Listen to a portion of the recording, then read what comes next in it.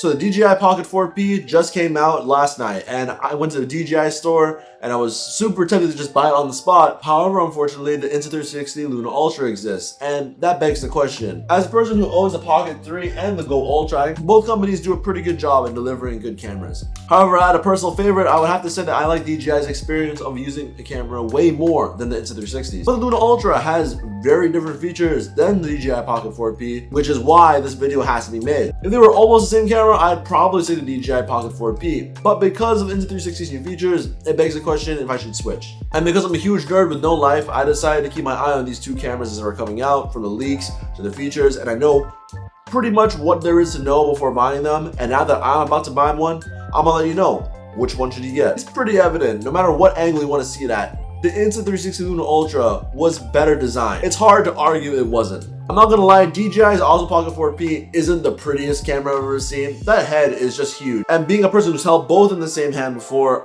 the Pocket 4P is just really head heavy. Might not be the best long term, especially if you're trying to do cool cinematic shots. You're definitely gonna feel the weight. The Luna Ultra definitely was better weight balance, at least in the time that I used it. It was a small thing at first, but you start to realize that this pattern starts to build up. It's pretty evident the 4P was definitely rushed to launch compared to the Luna Ultra. The Luna Ultra definitely had the time to play around. The Luna Ultra in the box comes with a protective cover, as well as an alternate sliding one, which is for another 15 bucks, but I think that one actually is pretty cool.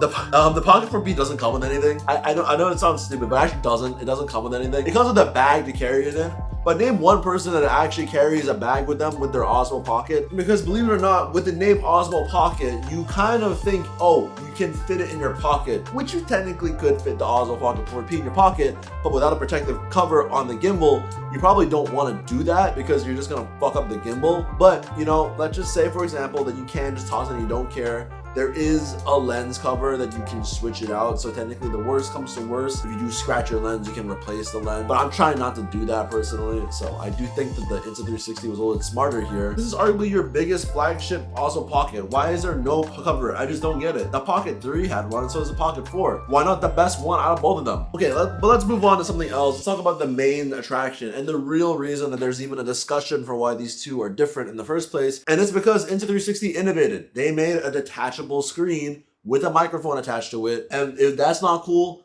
then you're lying, because that's fucking cool. This 360 could have just left it there and been like, this is good enough, you know. We challenged them on the same thing, prove we can do it, but they're like, nah. And they decided to go a step further. And because of that screen, there's actually a reason to go buy the Insta360 over the DJI Pocket 4. And personally, for me, as a person who solo creates a lot, I definitely think that is a very big deal. I have the Pocket 3, and don't get me wrong, I bought the creator bundle, but I'm also just really lazy as a person. I didn't end up taking the Mic 2 out with me as much as I want to. The Mic 2 has a huge transmitter, and I don't really want to bring that out in public all the time. I either carry it and put it on me and have to keep it on there the whole day, or leave it at home and not use it. And those are the two options. The 360 kind of solved that problem. The mic is on the camera, and if you want it, you can take it out, use it for a shot, and then put it back. It's just so smart. It's really just so smart. Not only that, remote viewing is also very, very cool. I have the Go Ultra, and that was one of the main things I liked about the Go line, is that you can remote monitor your shit from afar. And that was actually one of the reasons I got the Go Ultra, because it was an action cam that could do that. But now that the Luna Ultra has that, it kind of begs the question about you need the Osmo Pocket 3 and the Go Ultra.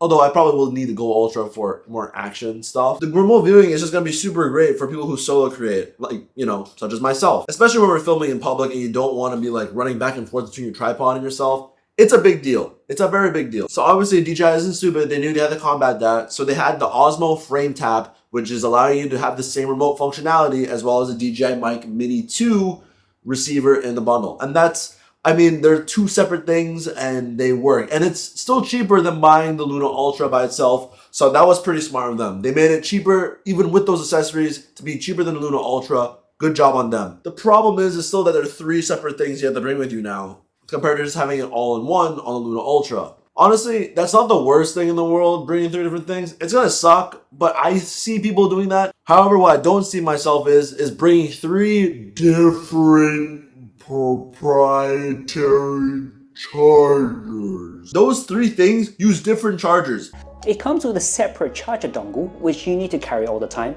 By the way, if you buy the combo pack, there's an additional dongle for the wireless microphone. So you have to bring three chargers. So if you forget one, you're fucked. The Osmo Frame Tap couldn't even be USB-C. Are you serious? The Mic Mini 2 isn't the worst thing if you have your own Mic Mini already, but for a new user, the Insta360 just feels like a more cohesive experience, at least all in one together. Okay, but let's talk about the big one other than that, and that's the image quality. How is the image quality between the Insta360, Luna Ultra, and the Pocket 4P? Now, there's only really two ways to look at this. Are you looking at this as a video creator or as a professional? Those are the two ways to think about it. Because most people fall into the line of video creator, and that's kind of what it is. It's a video creator camera first. And if you think about it that way, I think the Luna Ultra is arguably the better pick. However, if you're looking at it through a professional lens and you want to be able to get the most detail, most color out of it, the Osmo Pocket 4P is arguably the better camera. And you kind of have to decide for yourself, which one are you?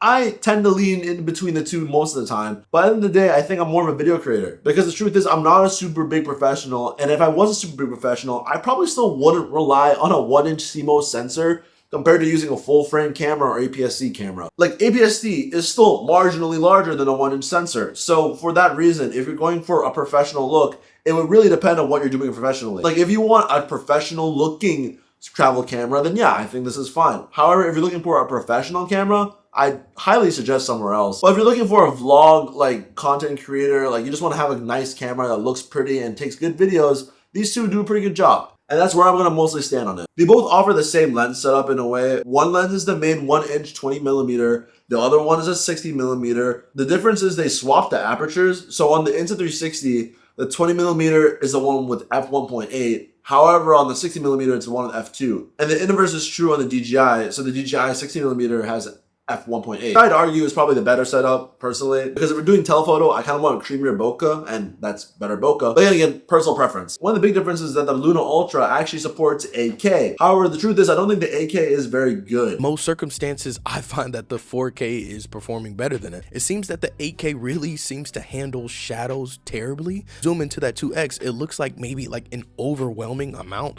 of noise reduction here. At least from what I've seen online. However, the 8K is useful because it allows for the 3x telephoto to get a 6x lossless zoom, and that's pretty important to most people. How much better is it than the 4P? I'm not really sure. But the fact that DJI didn't claim it was lossless either, it's definitely something to know. But I'd argue that's a very minimal thing. And honestly, if you told me these were the differences, I probably still would go with the Insta360 because of that screen. But then here comes the big differences that make the Insta360 less of a sell. DJI Pocket 4P has D-Log2, and that has 17 stops of dynamic range. That within itself is very, very impressive, and a lot of creators are gonna like that. But then there's another problem with the fact that it only is on the main lens. Even though you bought it with the telephoto lens, you can only use telephoto lens with original D-Log, not D-Log2. So you're gonna probably be ending up using D-Log most of the time, not D-Log2. I think that's a crazy thing within itself. Like, imagine having to grade two different types of vlogs on the same camera. Like, you're gonna have to check each footage and be like, oh yeah, I used a 3x telephoto here. I don't think it's the hardest thing in the world to tell apart, but like, you're gonna have to do it, and it seems pretty annoying, I'm not gonna lie. But regardless, I think the DJI Osmo Pocket 4P has better image quality in terms of color science in some scenarios. In some scenarios, actually, the Luna Ultra is, if not better than the Pocket 4P. What I've seen online, the Luna Ultra has some horrible magenta shifting. Suddenly and dramatically adjust the colors of my surroundings. So while my footage is this color,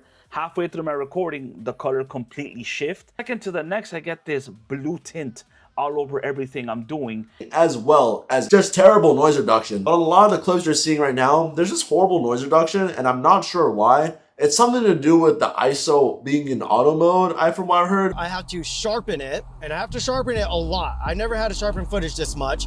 And then I have to add film grain on top of that. But from what I've searched online, the Insta360 does know about this and are working on a fix. However, how long that fix is going to take, that's a question that you have to ask yourself and be like, is that worth the investment right now? So yeah, honestly, if you're looking for the best video quality out there right now on these two cameras, I'll probably still have to go with the Pocket 4P. Just because the Pocket 4P, if you're worried about the tracking features on both of these things, honestly, they're pretty much the same. But if you're a person like me who doesn't actually really use it that much, then it doesn't really matter. But if just in case you do, I don't think you're going to be super disappointed in either of them. It's just, I think the Luna Ultra probably is as good as the Pocket 4P software. The fact that it's Insta360's first time with a gimbal camera, it's going to have bugs. And it's definitely been proven online a lot. There are a lot of glitches and a lot of things they should fix with software. It's pretty evident that a first-gen product would have these type of bugs. On 100% honest, I'm surprised they don't have more of them. Because a lot of reviews do mention it. None of them have said it's a deal breaker. As a person who has has used the Go Ultra, I have to say my time with the Go Ultra has not been pretty. I have had a lot of problems with the Go Ultra. But to be fair, the Go Ultra is a completely different camera from Insta360's lineup. But the thing is, it's the 5th iteration of the Go series, so that's kind of annoying to think about that on the 5th attempt they couldn't get it right. And if you're wondering what the issues I had with the Go Ultra were, it was mostly to do with the fact I used the free frame mode. It kind of completely would lose files sometimes. Some files and videos I took would not appear on my PC, they'd only appear on the camera. That was horribly annoying. So the only way to get those videos was to export to my phone, which takes forever for some reason, then export them onto my computer. But yeah, I think regardless, the software on the Osmo Pocket 4P,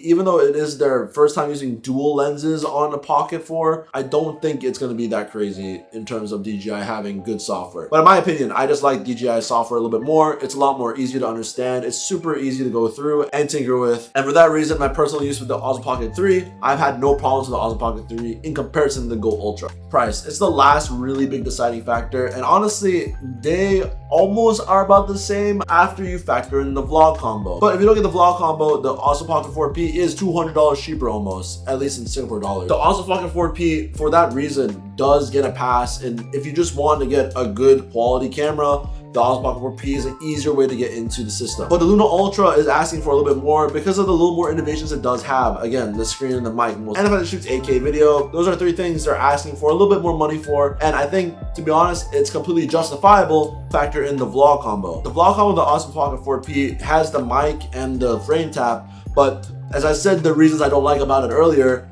that extra $90 in difference is what makes the Luna Ultra a lot better of a product. If you're talking about saving time, saving hassle, like those things are what you're paying for, as well as 8K. I mean, I'm not sure if the 8K actually matters at all, but I mean, it's still a feature nonetheless. It is innovation at the end of the day. You're paying $90 more for an actual innovation in the difference of how these products are made. Look, if I had to come to a conclusion right now, the truth is, I think you'll be fine with either of these cameras. These cameras are both great. The question is that which one are you going to go for? It really depends on what type of creator you are. Are you a professional creator or are you a person who just wants to make videos? If you're a person who wants to make videos, it's hard not to argue that the Insta360 just is a better camera for that. Having the remote and the mic with you every single time you use the camera allows you to shoot in a different way you didn't expect, whether it's from afar or from up close. And also it's going to fix your posture because you don't have to look down at a tiny screen all the time. The fact the front comes off and lets you monitor wirelessly and microphone.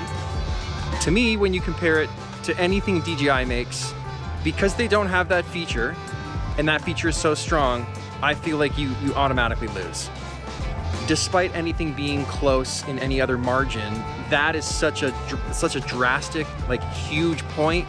Like it's the most innovative thing I've seen on a camera in so long. If you also don't have that, then this, like that's it. That's game, set, match. Pocket 4P, however, does have better color science. And for professionals who want a better cinematic looking video, I think right now, because the Insta360 isn't caught up yet, at least not because of these new firmware updates that we're hoping to get, the Pocket 4P is better out of the box. It just is. I mean, even with the D-Log 2 being kind of underwhelming because of the fact it's only on the main lens and not on the telephoto lens, which is why you even made the 4P in the first place. Cool, I guess. It still matters. Again, if you're just making videos and you don't really care that much into detail about what the Osmo Pocket 4P is doing in terms of colors, and you just want to make good looking-ish videos, and then they have a really good way, a variety of versatile ways to shoot, the Insta360 is a no-brainer. And for that reason alone is the reason I'm going to put my money on Insta360. It's because of that screen. It really is. And it's innovation at the end of the day. However, if the software does bug out, I am returning that shit immediately. I do not want to deal with another Go Ultra. As much as I love the Go Ultra, the bugginess is kind of killing me. So I'll be testing out the Luna Ultra for about 15 days, deciding if I want to keep it. If it's better than I thought it would be, because right now in my head, the video quality is not as good as a